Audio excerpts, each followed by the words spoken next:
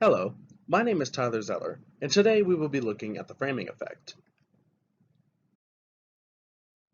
During our routine trips to the grocery store, whether it be to buy that one item that you need to complete a meal or an entire month's worth of groceries, we are faced with a number of decisions that will ultimately affect what we get, how much it costs, and what the quality of the item is.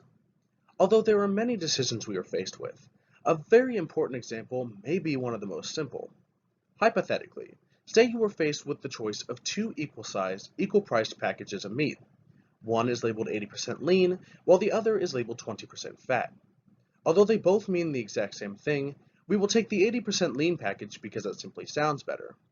This is an example of how the framing effect, or the effect of how language is structured on our interpretation of it, has an impact on the decisions that we make. The framing effect is something that we are not very conscious about, which is a problem considering how important it is to our thought process. Although it is largely unrecognized, the framing effect plays a massive role in nearly every decision that we make.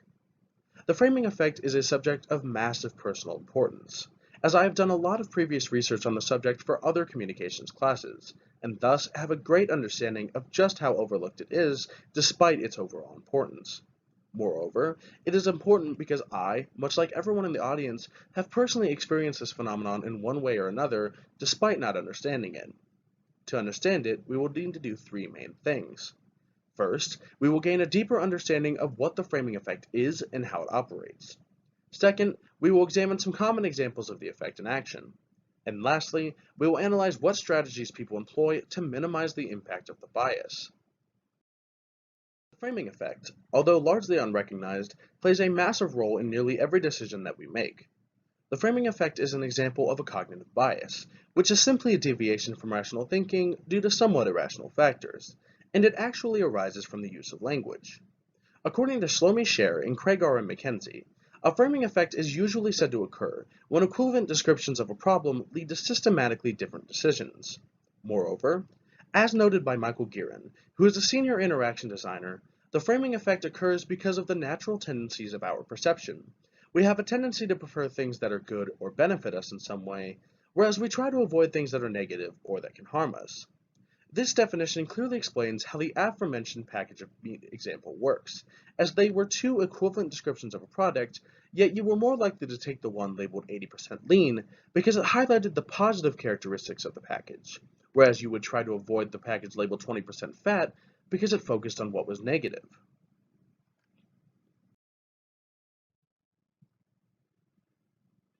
The irrationality caused by this bias is a foundational problem in the field of behavioral economics. Most economic theories are predicated on the idea that humans will behave rationally and try to maximize their utility. The framing effect creates a sense of irrationality into the equation, which in turn makes it something that economists have to take into consideration when looking at the practical application of theoretical concepts. These biases have had a significant impact on economic experiments that rely on decision making, which gives credence to the importance of the subject overall.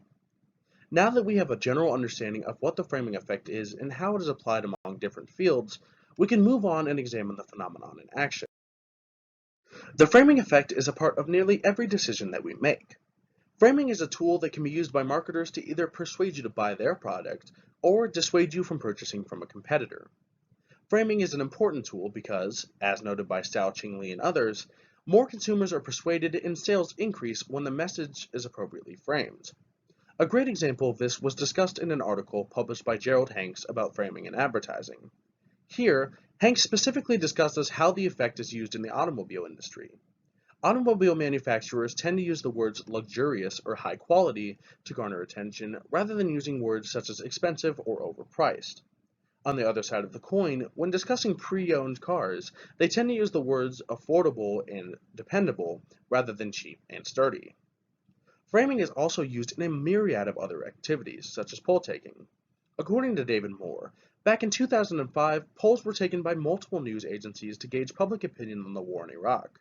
Two major agencies, ABC and Gallup, asked similar questions about whether or not American soldiers should be pulled out of Iraq. However, Gallup's question was different in that it was posed as a trade-off as to whether or not pulling out troops was worth not restoring order. As such, these two questions garnered dramatically different responses. These scenarios are indicative of just how important the framing effect is to be aware of, as it is used in a substantial amount of our experiences in our day-to-day lives. The prevalence of this language manipulation is certainly a cause for concern for many people, which is precisely why we must explore what steps people are taking to eliminate it from their decision-making process. Now that we have looked at common examples of the framing effect in our day-to-day lives, it is important to understand how people attempt to mitigate it. There are many steps that people implement in order to mitigate the framing effect. Taking your time and thinking out decisions can help eliminate the framing effect entirely.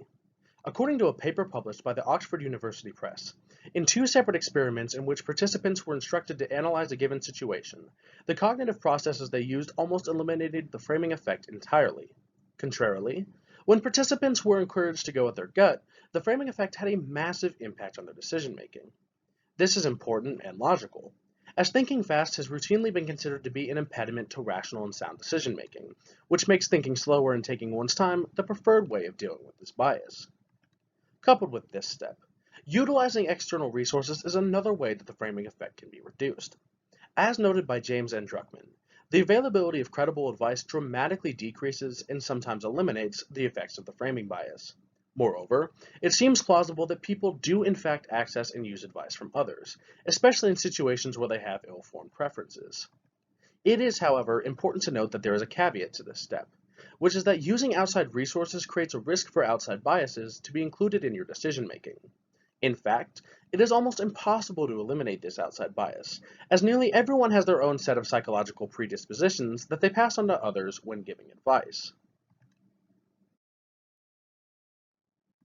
In conclusion, throughout this speech, we have first gained a deeper understanding of what the framing effect is and how it operates.